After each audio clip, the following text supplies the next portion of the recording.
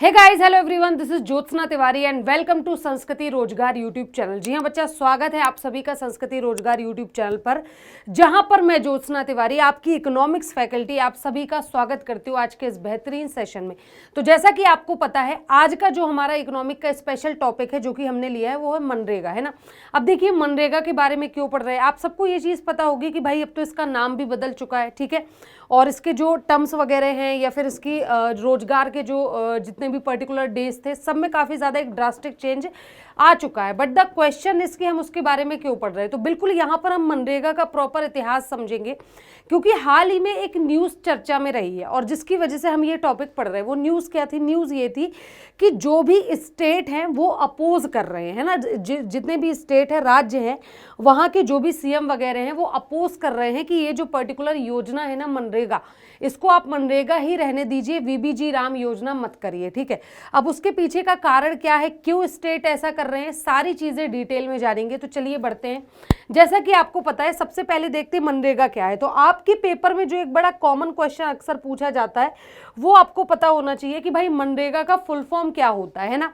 तो इसका full form हो जाएगा Mahatma Gandhi national rural employment guarantee act, ठीक है। क्या हो जाएगा? Mahatma Gandhi national rural employment guarantee act, ये पूरा फुल फॉर्म होता है आपका मनरेगा का, ठीक है। अब देखो इसमें है क्या, पूरा नाम तो जैसा कि आपको पता है भाई, Mahatma Gandhi national rural employment guarantee act 2005, ठीक है। ये आप हिंदी में नाम देख लो, महात्मा गांधी राष्ट्रीय ग्रामीण रोजगार गारंटी अधिनियम 2005, ठीक है, जिसके अंतर्गत मनरेगा काम करता। अब आपको पता होगा इसके अंतर्गत होता क्या है, 100 डेज का, 100 डेज का क्या होता था, तो फिक्स रोजगार मिलता था, फिक्स रोजगार, ठीक है, फिक्स रोजगार। क्लियर है? तो यहां पर होता क्या था कि 100 दिनों का रोजगार दिया जाता था इस मनरेगा योजना के अंतर्गत, ठीक है। और ये दुनिया का सबसे बड़ा राइट बेस्ड एम्प्लॉयमेंट प्रोग्राम जो है माना जाता है, ठीक है। ऐसा माना जाता है कि भाई 100 दिनों का सरकार इसमें रोजगार दे रही थी जब इसका नाम मनरेगा था, ठीक है। तो वहां पर और कहा जाता है कि दुनिया का सबसे बड़ा, है ना, मतलब ये जो इनिशिएट, ये जो पहल चलाई गई थी, ये दुनिया की सबसे बड़ी राइट बेस्ड एम्प्लॉयमेंट प्रोग्राम चलाया गया था। क्लियर है सभी को? अब थोड़ा सा मनरेगा के बारे में जानेंगे, थोड़ा सा डिटेल देखते हैं, कहाँ से शुरुआत हुई, क्या कुछ चीजें हुई उसके बारे में। तो यहाँ पर देखिएगा, मनरेगा में जैसा कि मैंने आपको बताया भाई, 100 दिनों का रोजगार मिलने की बात इसमें कही गई थी, ठीक है, कि 100 दिनों तक का रोजगार मिलता था इसमें, 100 दिनों का रोजगार, फिक्स रोजगार होता था, एक गारंटी अधिनियम था ये, महात्मा गांधी राष्ट्रीय ग्रामीण रोजगार गारंटी अधिनियम 2005 में ये देश भर में लागू हुआ था, ठीक है। ये चीज पता है कब लागू हुआ था, तो आपका आंसर क्या हो जाएगा, 2005 में हुआ था। उद्देश्य क्या था, ग्रामीण इलाकों में के हर परिवार को कम से कम 100 दिनों का रोजगार तो मिलना ही चाहिए, है ना। जितने भी ग्रामीण, बेसिकली अगर मैं बोलूं तो इन्होंने फोकस किस पे किया था, फोकस किया था रूरल एरिया पर, रूरल एरिया, है ना, रूरल एरिया जो था उस पर फोकस करते हुए, ग्रामीण क्षेत्रों पर फोकस करते हुए इसको लाया गया था मनरेगा को, जिसमें 100 डेज का मिनिमम रोजगार जो है वो फिक्स था। जिसमें ये कहा गया था कि 18 साल से ऊपर का कोई भी अगर ग्रामीण व्यक्ति है तो वो मनरेगा के लिए आवेदन कर सकता है और उसको रोजगार मिलेगा। काम देना सरकार की कानूनी जिम्मेदारी है, ये चीज़ इसमें कही गई। काम ना मिले तो भत्ता, 15 दिन में काम न मिलने पर बेरोजगारी भत्ता देने का भी प्रावधान था। इसके अंतर्गत क्या था कि सरकार ने बोला कि भाई हम 100 दिन का काम तो आपको देंगे ही देंगे, उसमें अगर तय समय से आपका जैसे ही स्टार्ट होता है उसमें अगर आपको लगातार 15 दिनों तक काम नहीं मिला तो सरकार आपको एक बेरोजगारी भत्ता भी प्रदान करती थी इसके अंतर्गत, ठीक है। और काम किस तरह का होता था, तो ऑफकोर्स सारा कंस्ट्रक्शन का काम हो जाएगा इसमें, है ना, जैसे कि सड़क बन रही है, तालाब है, ठीक है, खेतों की मेड़ है, जल है, संरक्षण जैसे काम, नहर वगैरह, इन सब में जो भी मजदूर लगते हैं उनको मनरेगा के अंतर्गत रखा गया था, ठीक है।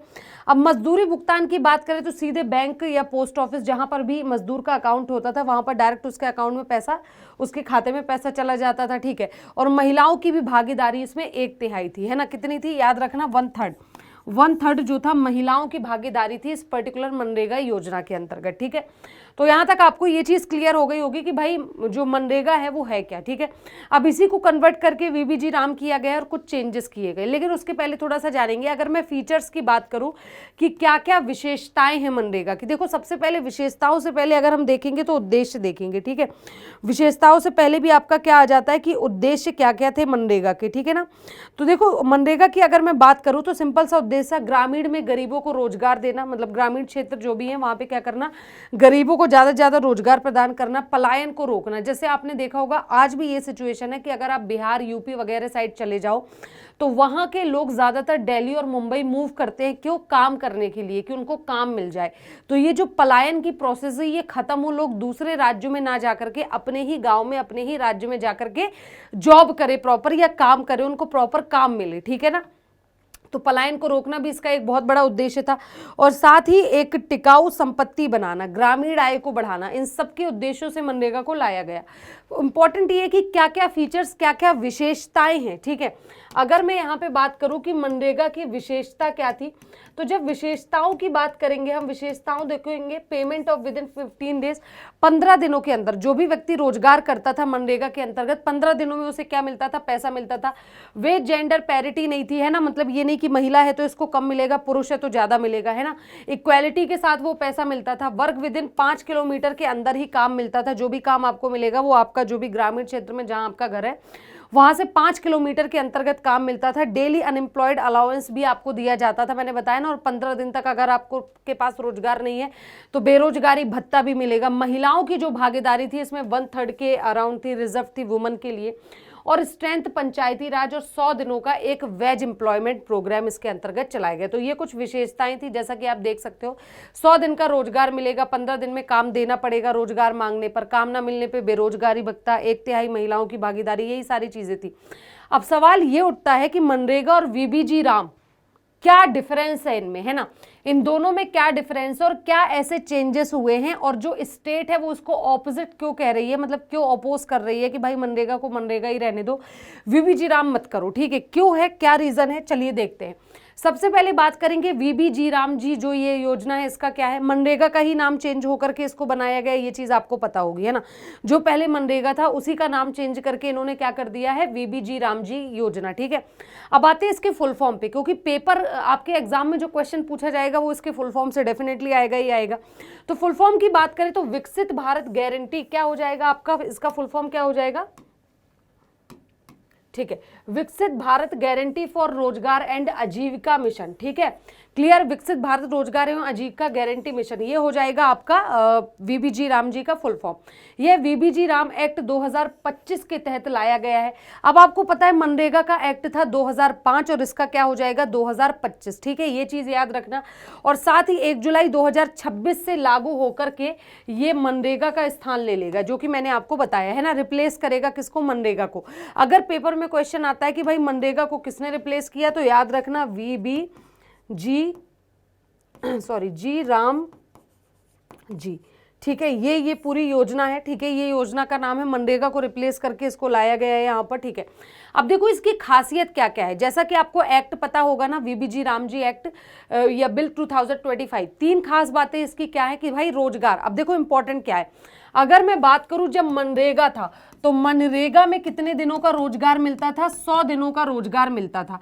जबकि यहां पर आपको कितना मिलेगा, 125 दिनों का रोजगार मिलेगा। यहां पे कितना मिलेगा, 125 दिनों का। पहले खर्च केंद्र सरकार उठाती थी, ठीक है। मनरेगा में जो भी मजदूरी के लिए लोगों को रोजगार दिया जाता था और उनका जो पेमेंट होता था सारा खर्चा सरकार उठाती थी। लेकिन वीबीजी राम में जो केंद्र सरकार है इसने इसका कुछ हिस्सा राज्यों पर भी डाल दिया है कि अब देखो अब क्या हुआ है, अब राज्यों को भी 10 से 40% तक पैसा देना पड़ेगा, ये सरकार ने कहा है।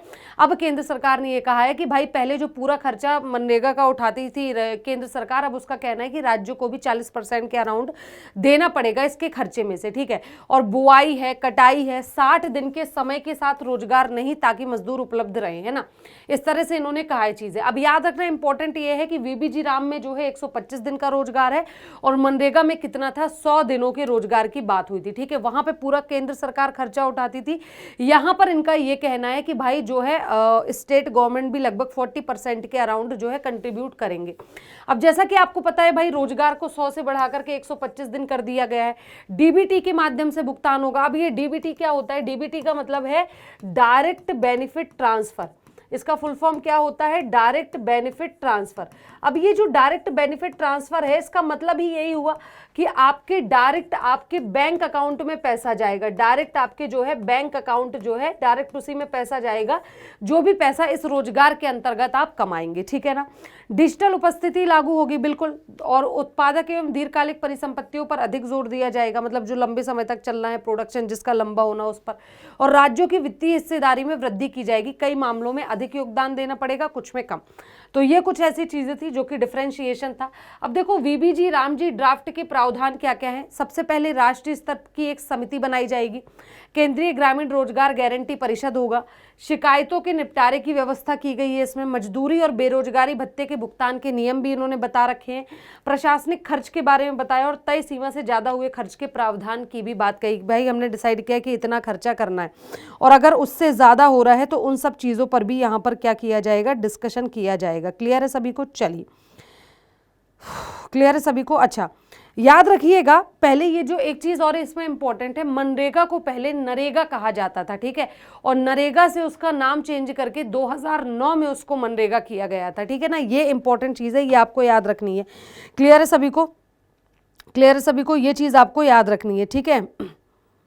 मनरेगा पहले नरेगा से उसको चेंज करके क्या किया गया? मनरेगा। इंपॉर्टेंट है, याद रखना। अब देखो राज्य वीबीजी राम जी का विरोध क्यों कर रहे हैं, क्या कारण है? तो कई राज्य हैं, जैसे कर्नाटका हो गया, तेलंगाना हो गया, केरल है, हिमाचल प्रदेश है आदि।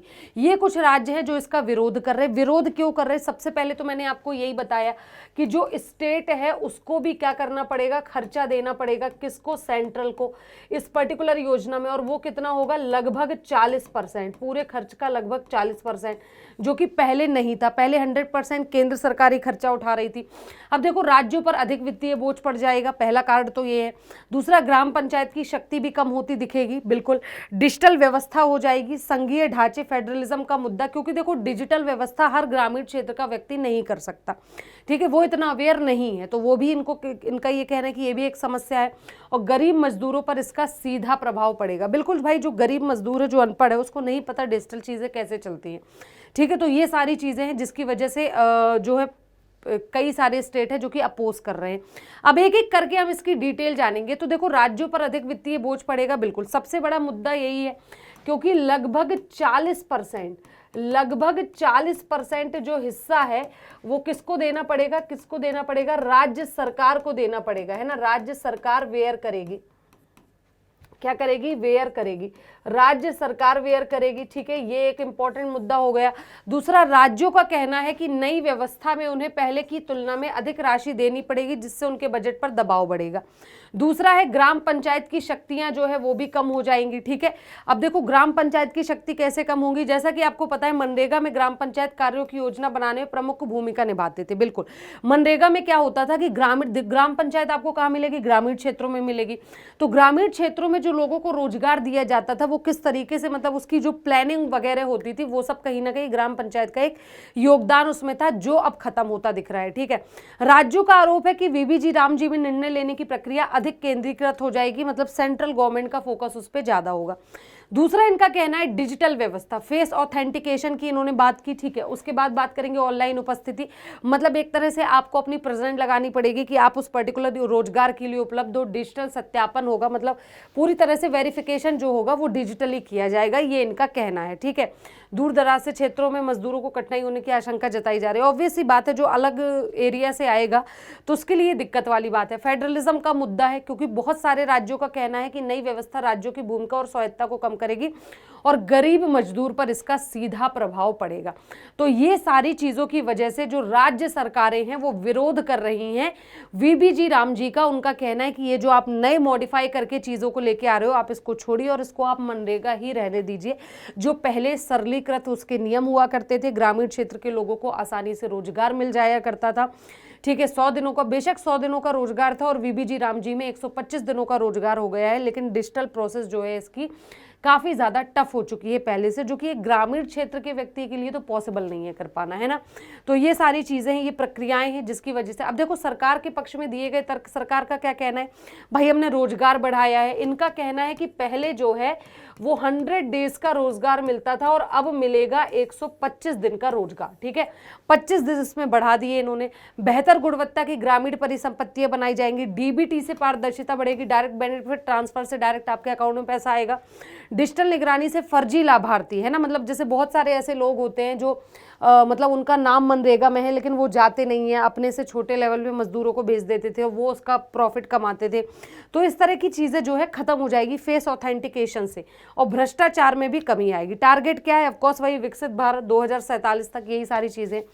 बट द क्वेश्चन इज कि भाई मनरेगा की अगर हम बात करें तो और वीबीजी रामजी जो योजना है, दोनों में डिफरेंस कहाँ पर आता है, क्या क्या डिफरेंसेस है दोनों में? तो जैसा कि आपको पता है मनरेगा में 100 दिन का रोजगार था, वीबीजी रामजी में 125 दिनों का रोजगार है।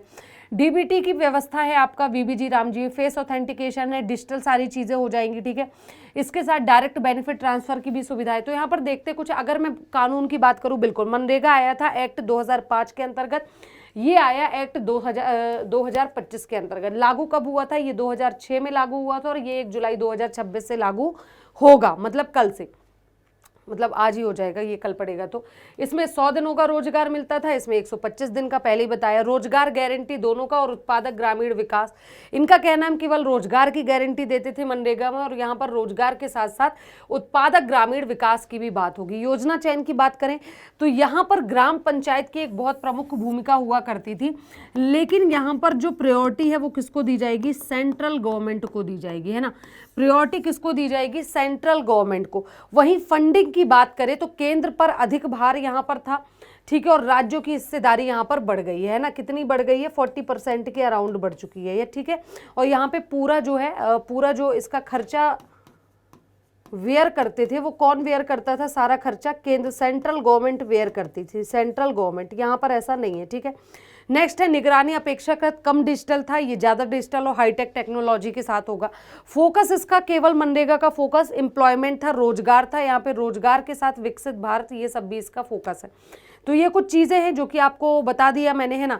यहाँ पर जैसा कि मैंने बताया कि मनरेगा में जो है 100% खर्चा गवर्नमेंट उठाती थी, और यहाँ पे 60% जो है वो सेंट्रल गवर्नमेंट उठाएगी, और यहाँ पर स्टेट गवर्नमेंट उठाएगी 40% के अराउंड। क्लियर है सभी को? पहाड़ी राज्यों में जो स्टेट गवर्नमेंट है वो 10% के अराउंड का खर्चा उठाएगी और 90% के अराउंड हो जाएगा आपका सेंट्रल गवर्नमेंट का, ठीक है। ये पहाड़ी क्षेत्रों में है। पहाड़ी राज्य जैसे कि आपको पता है नॉर्थ ईस्ट तो पूरा इसमें आ जाएगा, है ना, उत्तराखंड वगैरह हो गया, हिमाचल हो गया, ये सब आ जाएगा इसमें, ठीक है। तो इन सब के ये सारी चीज़ें इन्होंने बोली है, ठीक है। अच्छा, अब यहाँ पर एक और चीज़ इंपॉर्टेंट मैं आपको बता दूं जो कि आपके एग्जाम पॉइंट ऑफ व्यू से इंपॉर्टेंट हो सकता है ना, तो उसको आप थोड़ा सा जान लो, which is important for you, ठीक है। अब देखो क्या हो सकता है, अगर मैं बोलूँ कि इसमें आपके पेपर में क्वेश्चन किस तरीके से पूछा जा सकता है, ठीक है ना। अगर मैं बात करूँ मनरेगा की, ठीक है, अब क्वेश्चन कैसा आएगा? एक तो देखो मनरेगा, ठीक है, एक्ट पूछ लेगा, एक्ट कौन सा था? तो भाई 2005 था। लेकिन वहीं पे अगर मैं बात करूं लागू कब हुआ, तो आपका आंसर हो जाएगा 2006 में, है ना। एक्ट कौन सा था? 2005 था। लागू कब हुआ? 2006 में। क्लियर है सभी को? ओके। नाम परिवर्तन कब हुआ था? 2 अक्टूबर 2009 को। अगर मैं नाम परिवर्तन की बात करूं, नाम जो है इसका चेंज हुआ था, तो वो हो जाएगा 2 अक्टूबर 2009 में इसका नाम चेंज करके मनरेगा किया गया था। क्लियर है सभी को? पहले क्या था? पहले नरेगा था, है ना, पता होगा ये चीज़ आपको। चलिए आगे बढ़ते, आगे इसमें देखिएगा तो 125 दिन का रोजगार मिलेगा। चेंज कब? अब देखो उसके बाद अगेन ये चेंज हुआ क्या? चेंज होके हुआ वीबीजी राम जी, है ना, वीबीजी राम जी योजना हुआ चेंज होकर के, ठीक है। अब इसमें क्या हुआ? 125 दिन का रोजगार मिला, 125 डेज का रोजगार। अगर मैं बोलूँ लागू की बात करूँ तो ये कब से लागू होगा? तो 1 जुलाई 2026 से। लागू कब से होगा? 1 जुलाई 2026 से। अगर मैं बात करूं तो सेंट्रल गवर्नमेंट का इसमें जो हिस्सा होगा वो लगभग 60% होगा, और वहीं पर स्टेट गवर्नमेंट का हिस्सा लगभग 40% होगा, ठीक है। तो ये कुछ इंपॉर्टेंट फैक्ट थे जो कि आपके एग्जाम के पॉइंट ऑफ व्यू से इंपॉर्टेंट थे, जो कि हमने डिस्कस कर लिए। उम्मीद है आपको सेशन अच्छा लगा होगा। सेशन कैसा लगा कमेंट बॉक्स में ज़रूर बताइएगा। मुलाकात होगी आपसे फिर कल, तब तक के लिए बाय बाय, टेक केयर, अपना ख्याल रखिए, जुड़े रहिए मेरे साथ। सेशन कैसा लगा कमेंट बॉक्स में ज़रूर बताइएगा। अभी के लिए बस इतना ही। Thank you so much.